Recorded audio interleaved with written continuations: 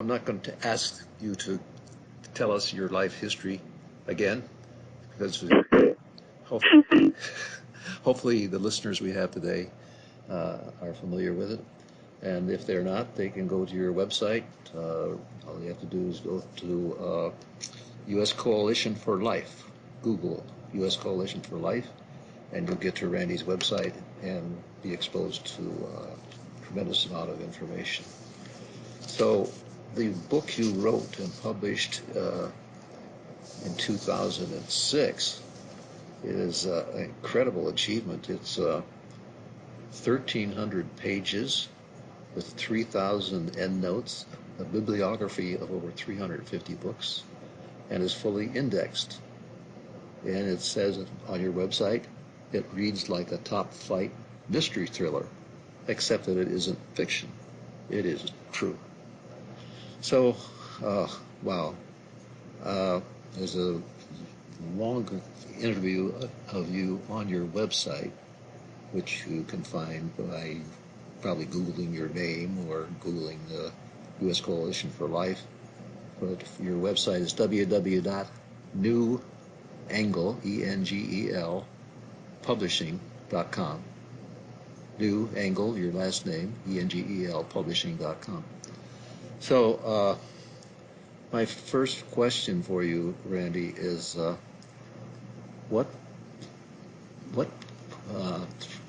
caused you to get interested in this topic, sodomy in the Catholic Church, and why did it take 17 years to come up with a book? Well, 1,300 pages, that I guess answers that question, but what Well, you to this that's kind of a long question. I'll try to give you a short summary. When the rite of sodomy, by the way, that's R-I-T-E and not R-I-G-H-T. When the rite of sodomy was originally printed in that 1,300 plus format, that was for the first and the second printing. But when the third printing came, many of the readers had expressed desire that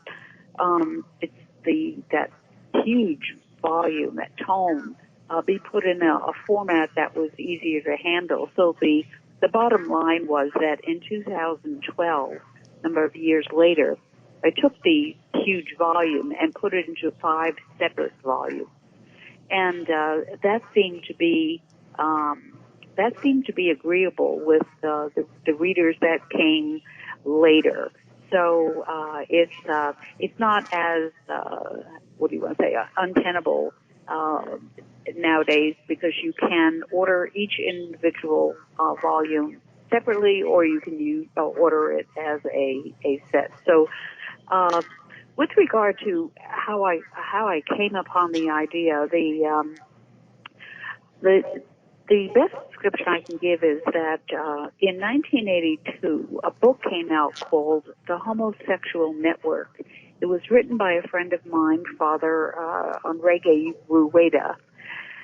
He was with the Free Congress in Washington, D.C., and his was the first book that highlighted the rise of the homosexual network in the United States.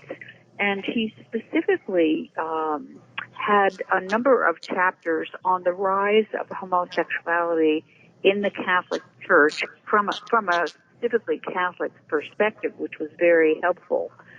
Now, unlike the rite of sodomy, Father Rueda didn't name homosexual bishops or cardinals. But what he did was actually as valuable, if not more valuable, because what he did was he named the Catholic prelates who were in the business of promoting the homosexual collective in the church, and specifically over at the National Conference of Catholic Bishops, U.S. Catholic Conference bureaucracy in Washington, D.C. Now, at the time that his book came out, which is in 82, I was doing research on federal anti-life programs and had done some extensive writing on the issue of the introduction of sex initiation programs into Catholic schools. And as I was going through Rueda's book, I noted that almost all the prelates that he named who were promoting homosexuality had in the past been promoting contraception. They were looking favorably toward exceptions for abortions. They were looking favorably toward population control. And of course, they were interested in promoting sex initiation programs in Catholic schools. So in 1987, I took the leap. I decided I was going to take a look at the issue of homosexuality, specifically in the Catholic Church. And it took 17 years to write the book, to research the book, and then it took another 2 or 3 years to put the whole thing together.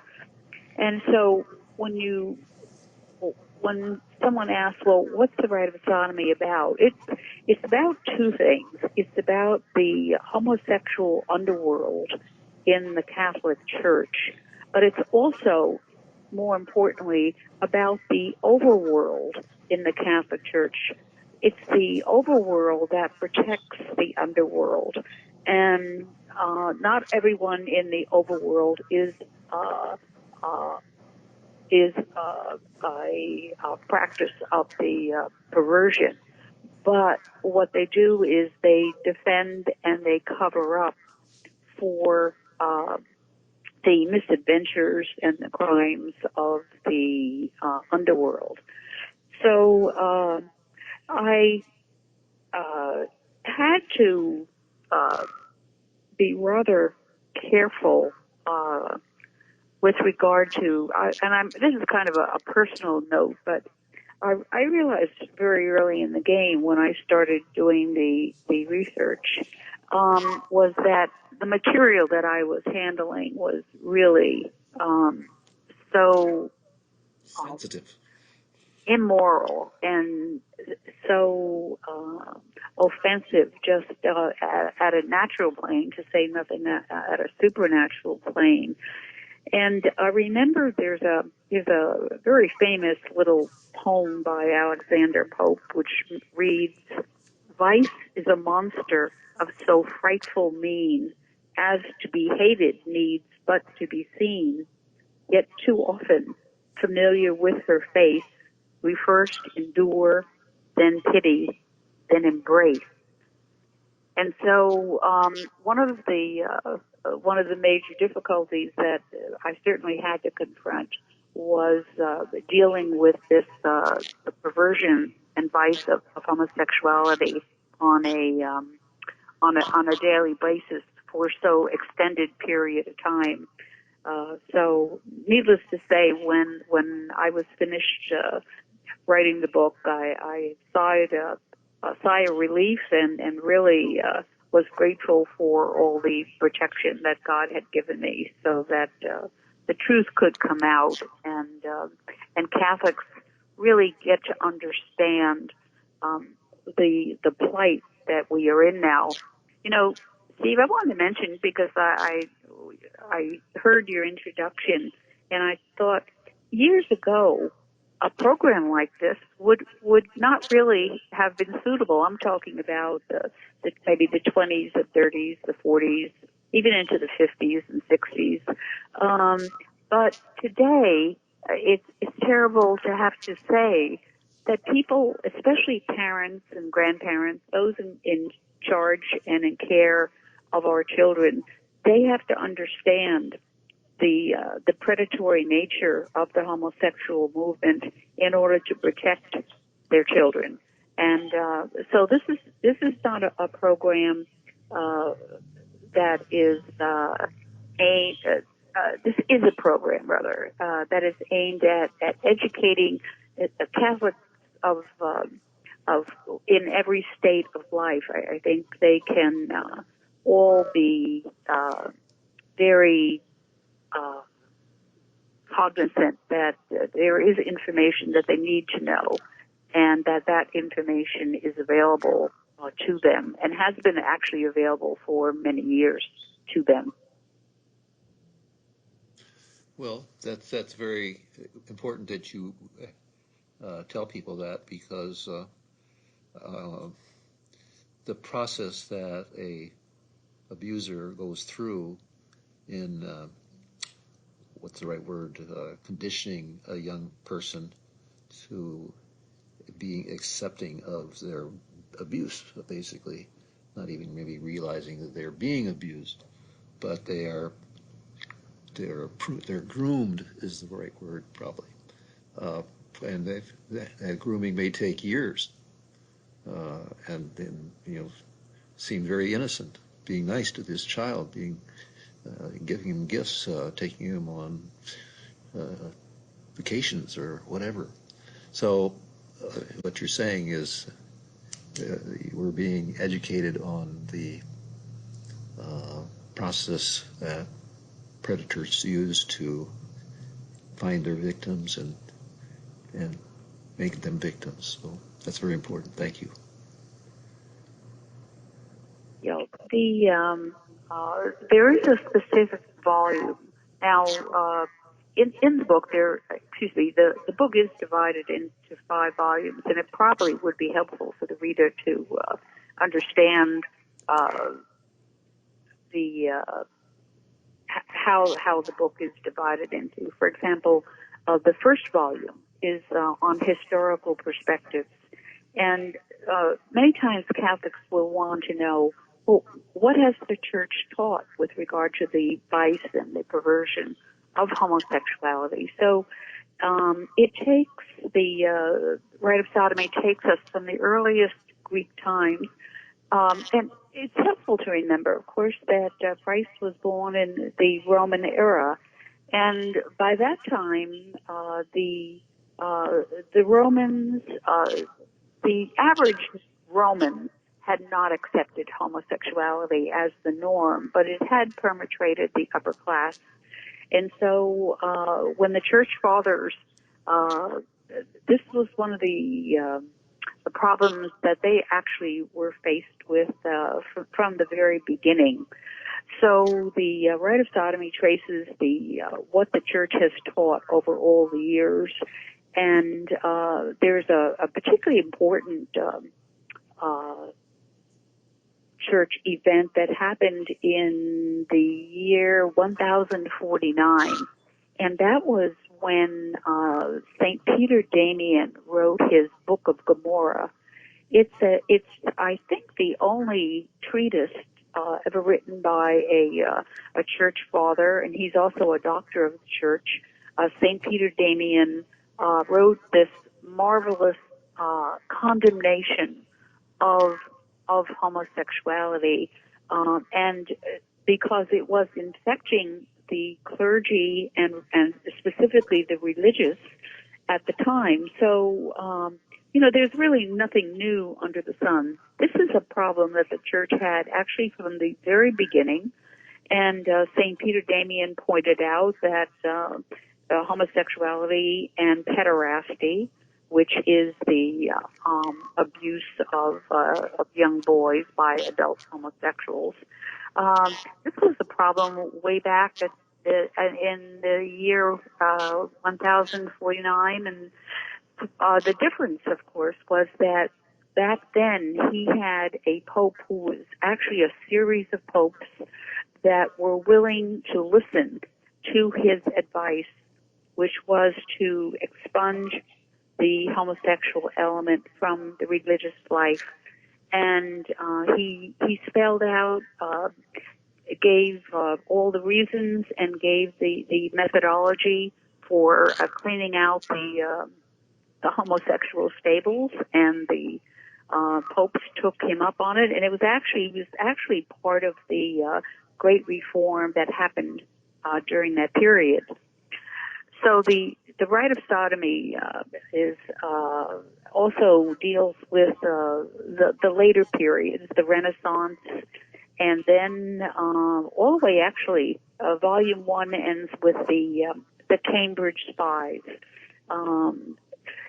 Sometimes we think, well, the Catholic bishops, they were the first to really have to tangle with the public issues of pederasty and crimes against young boys, and also against the abuse of seminarians and so forth. But this isn't true. Nations have had to deal with homosexuality in terms of treasonable acts.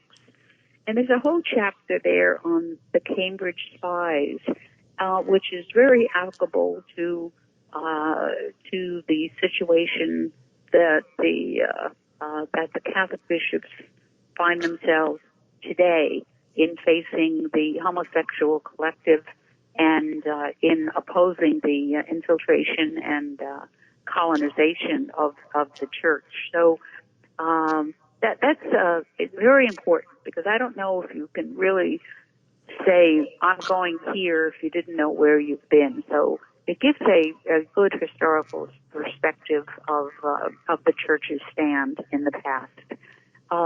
Volume 2 is one that I specifically wrote for Catholic parents. It deals with the nature and the causes of homosexuality. It deals with how everyday life, especially life on the playground, as a dress rehearsal for real life. It deals with the issue of it distinguishes between the phenomena of pedophilia versus the real issue in the church, which is pederasty. And it gives you a description of homosexuality as a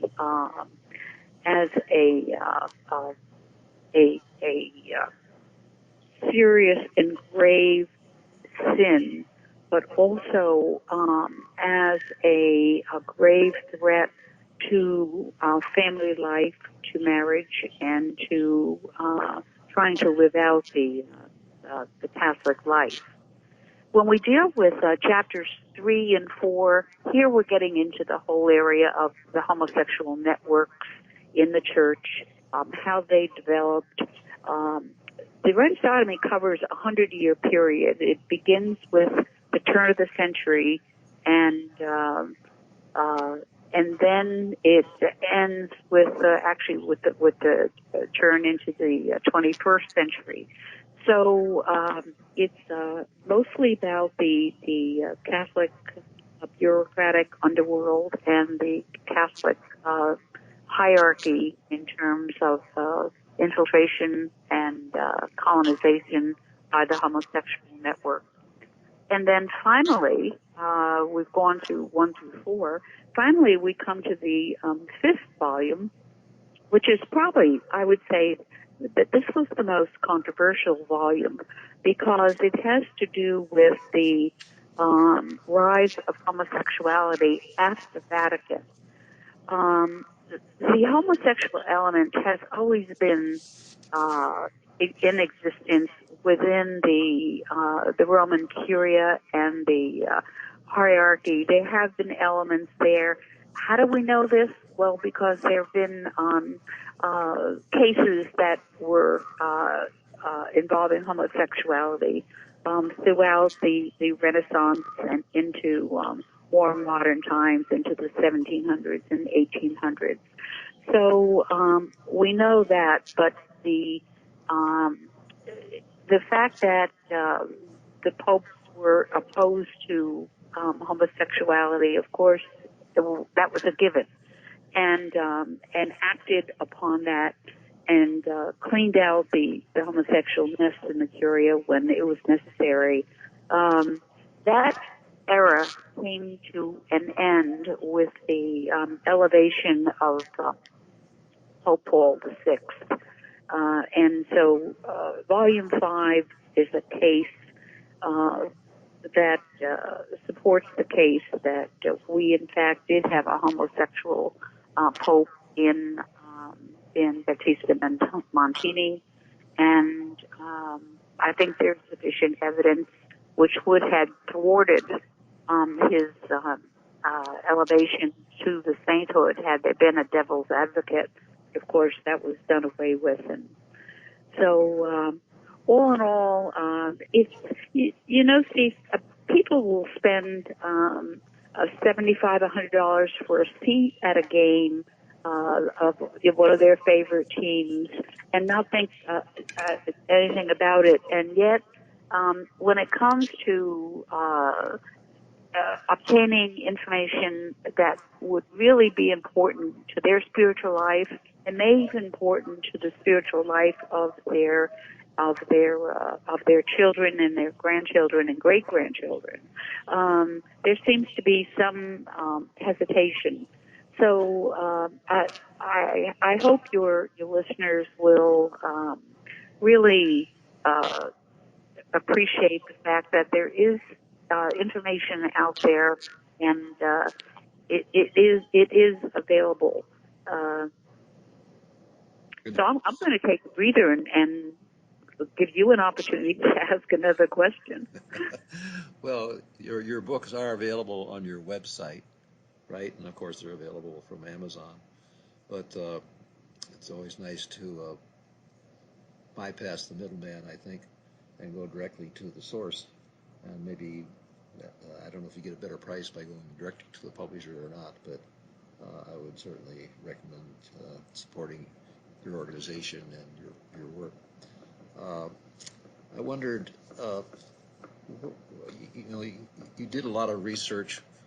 How did you find very sensitive information, personal information that people wouldn't necessarily broadcast or put on their whatever communication system they were using? How did you find the evidence that it backs up your statements, your contentions? Well, I would have to say some of it was uh, digging on my part, and some of it was just inspiration by the Holy Ghost.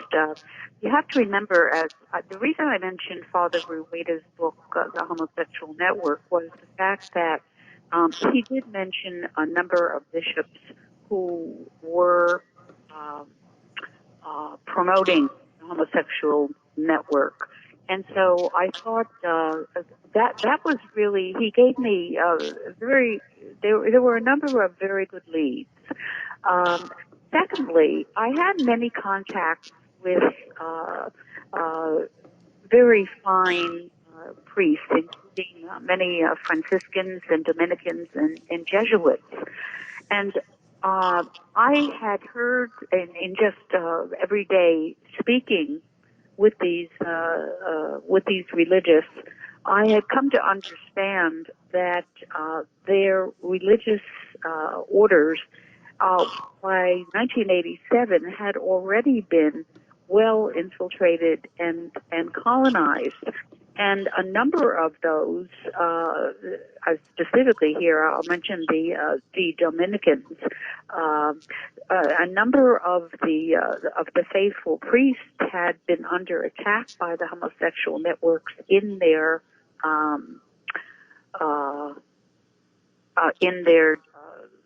order. I might say that, and it probably will make a little more sense to your listeners. When the homosexual network infiltrated and colonized the church, the first group that they attacked was not the diocesan priesthood; it was the religious orders.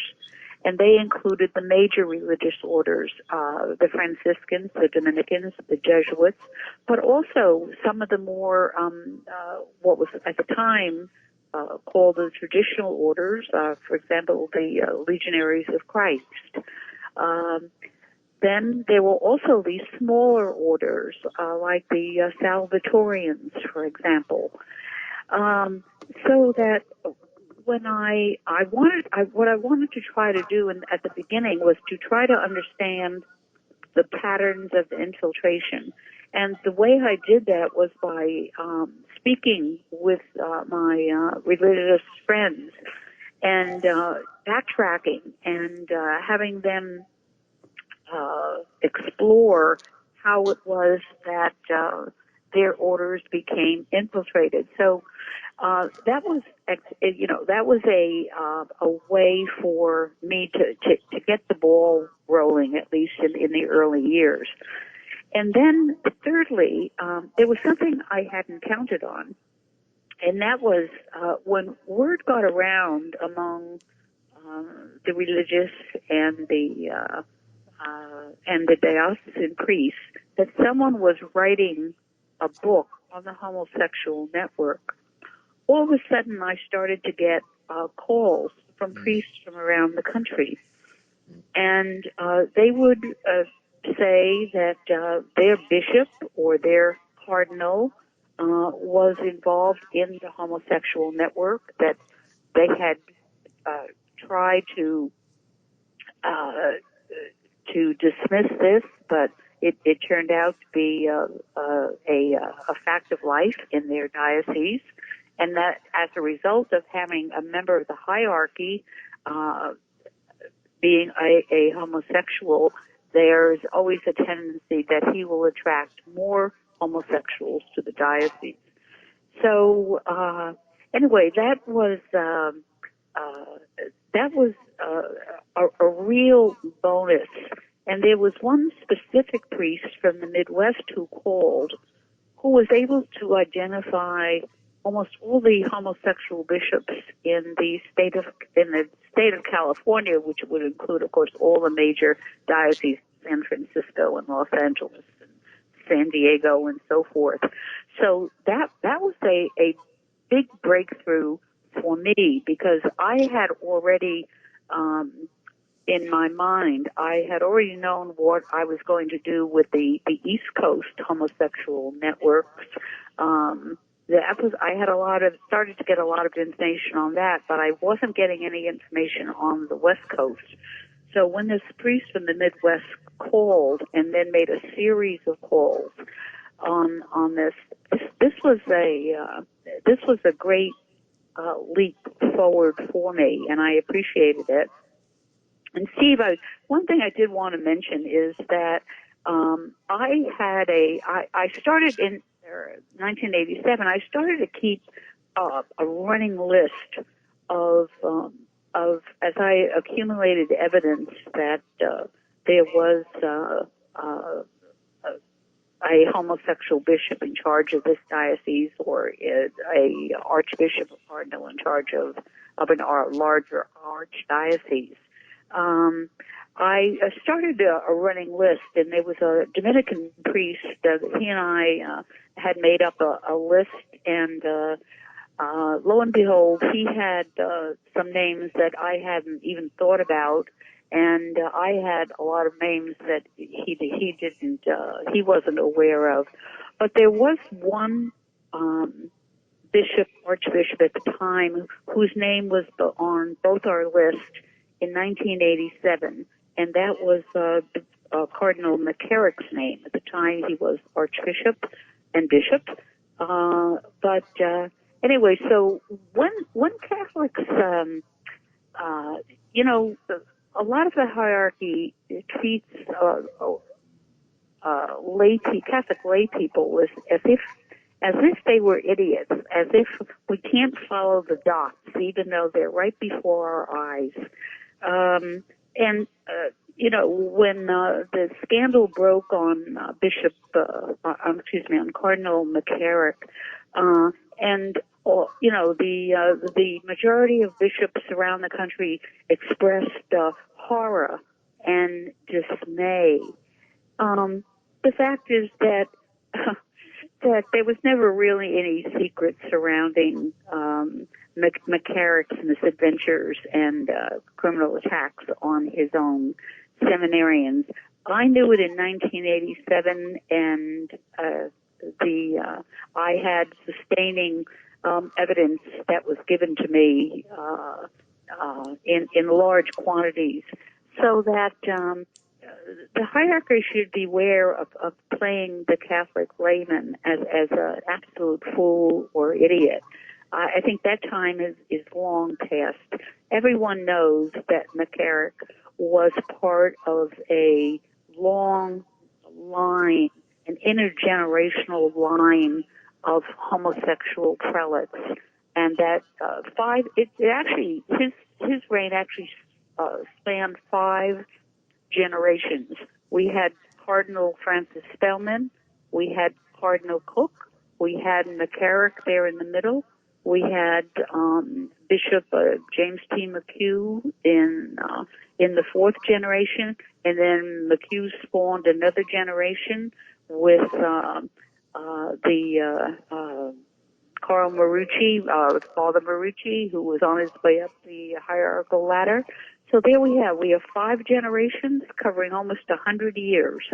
And so now every Catholic is waiting to hear what the Vatican has to say about McCarrick, and I'm very curious as to whether or not they're going to lay out this intergenerational homosexual network that has existed in the Church for decades. And it's about time. People say, well, you're harming the Church by exposing this, but actually, if you really think about it, if you had a large boil on your body that was threatening to get into your bloodstream and kill you, you would want to lance that boil. And this is what we have to do. If the hierarchy won't do it, then and the Vatican won't do it, then we actually have to protect our own children, and we have to at least become knowledgeable about this issue from many perspectives. Now, I think you alluded to Pope Paul VI being a homosexual. Did you mean that? Hello? Hello? Yes, Steve, can you speak a little louder? I seem to be I'm losing. sorry. Did you say that Pope Paul VI was a active homosexual during his career? Yes, Diplomat? that is the charge and the all the evidence is presented not only in Volume 5, but when you're dealing with in the case of Battista Montini, as a young boy, we know certain things about him. For example, when he was in his early years in the seminary, and actually at the time, there was of his ordination, and prior to that, there was the war going on in Europe, so that most of his seminary life was actually spent at home or in various monasteries. But we know, for example, that he was very infatuated with the writings of Oscar Wilde. And I have a statement by Montini, the future Paul VI, that Oscar Wilde, when he was in prison and wrote the poem De Profundis, a very famous work of Wilde, that this was a tribute to Christ. And if you read the poem and studying it, as I did, what you find is that wasn't a tribute to Christ. That was a promotion of homosexuality, and so we have that particular incident. And then when he was in the diplomatic corps, he was involved with another English diplomat, and the details are found in the Rite of Sodomy. Then we also know of his other involvements with homosexuals. So the answer to your question was yes. That's the story. Now, that didn't seem to impede his canonization. And of course, we're all sinners. Even the saints, canonized saints, were sinners. So, but should we be alarmed that a pope was engaged in homosexual activity? Apparently, in his diplomatic travels, maybe had Well, somebody that he met at different stations that he visited, kind of like the Navy guys that have a girl in every port, supposedly. Uh, is that part of the evidence that he engaged in his homosexual activity during his diplomatic corps, going from city to city, or did he have? I don't know. I don't know if it's important, not important, maybe, but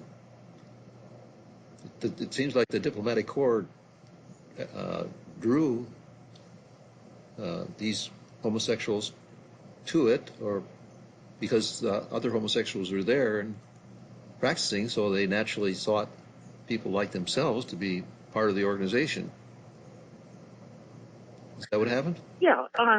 Actually, it wasn't the uh, the diplomatic corps, and this also goes for the secular diplomatic corps as well as the Catholic diplomatic corps, the corps of the Holy See. That homosexuals are attracted by the anonymity that can come from operating outside of the walls of the Vatican, and that's true of it's true over historically speaking, but it's also true from a contemporary point of view. Uh, the when we were talking about sinning, it's the principle that I used for writing the Rite of Sodomy is that um, private vices have public consequences. And especially when the homosexual that we're talking about is holds the office of Saint Peter, the consequences are absolutely staggering. Next to Cardinal Spellman, if you look at the list of homosexuals that came into the Catholic hierarchy as a result of the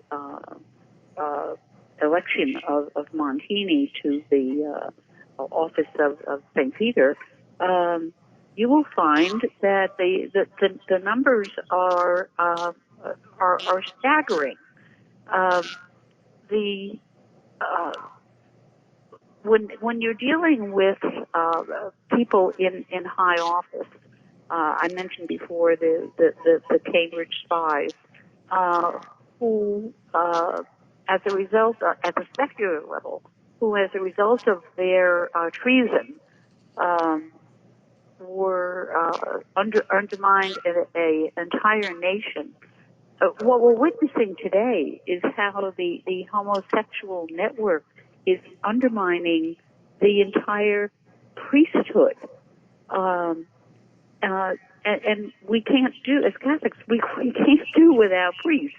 I know that in Japan they did without priests for centuries and survived, but I prefer that we not have to go into the catacombs so early, and that the situation can be handled. But you can't say that. Well, you can't talk about Cardinal Spellman, what he did privately, but actually what he did in terms of cardinals.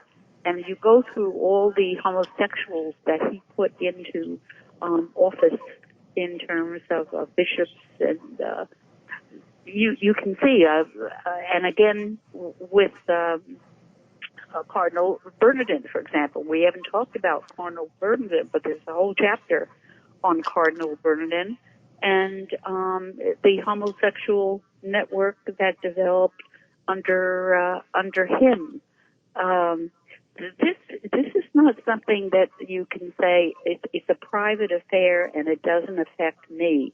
But certainly, I would say that the sexual abuse issue of not only of minors but also the sexual abuse of seminarians and priests of all ages. Uh, every Catholic is affected. If for no other reason, I think the toll in known settlements now is in the $4 billion range. I didn't say 4 million. I said $4 billion range. That's the latest. So that we're paying for it, and we're paying for it spiritually because, as Pope Benedict said when he was in the United States, the Catholic Church is hemorrhaging from this sexual abuse. People are leaving the church, and when they leave, they not only leave themselves, they take their families with them. So this is a major issue. We have to face it.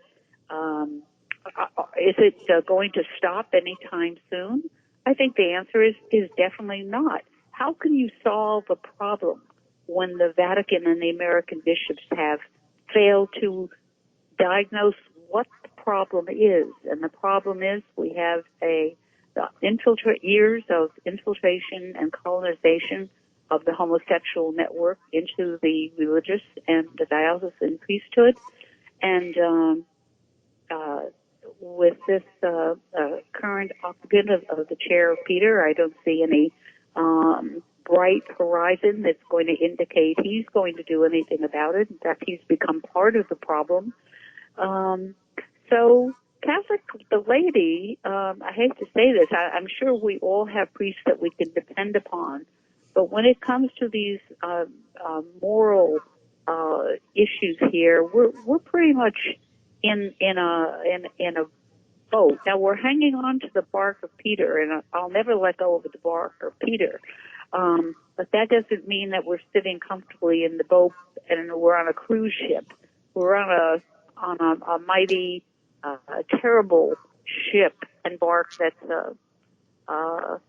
on the moral high seas now, and the faith is in danger. But the good news, if I can say that, the good news we know from Genesis, we know that Our Lady will conquer, and so that all we're asked to, we're not going to solve the problems of the world. God is in charge of the problems of the world, and He'll send the necessary solutions, which may not be to our liking, but He's still in charge of the world, and we never forget that.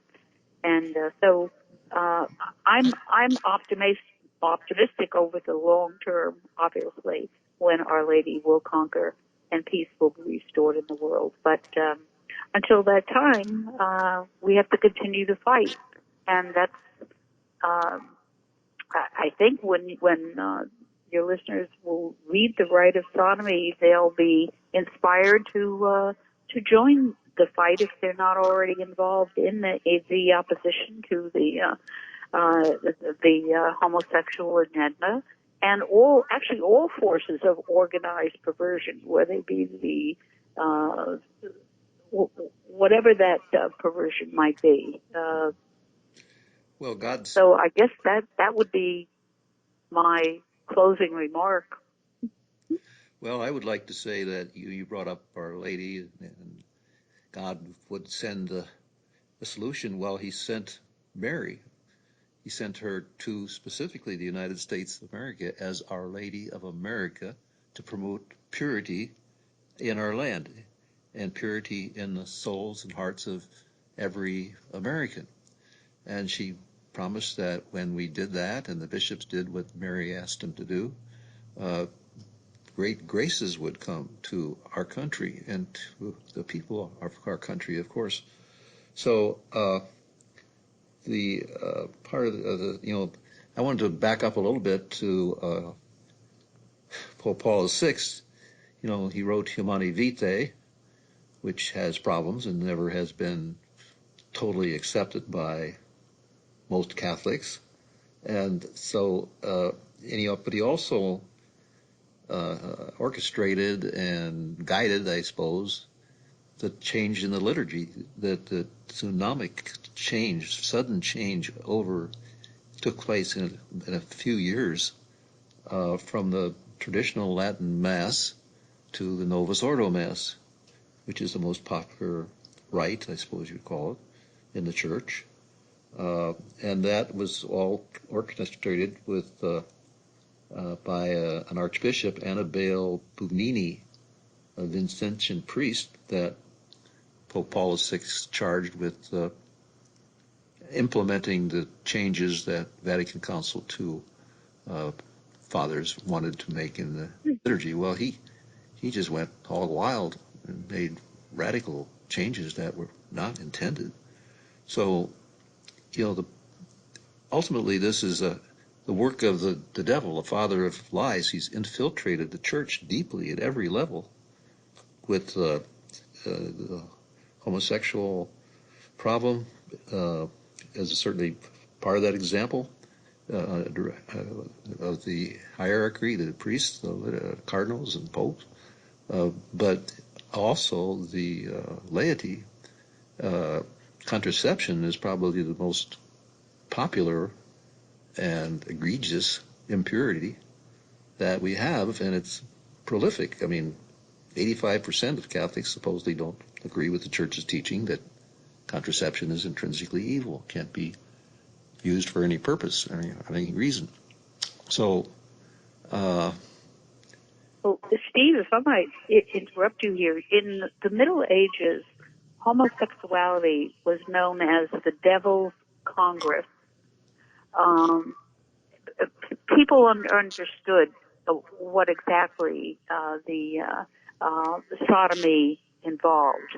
The devil has always been an ape of Christ and of our Lord and Savior. So it's not unusual that something as perverse and diabolical as sodomy should enter our world and be a major factor in it.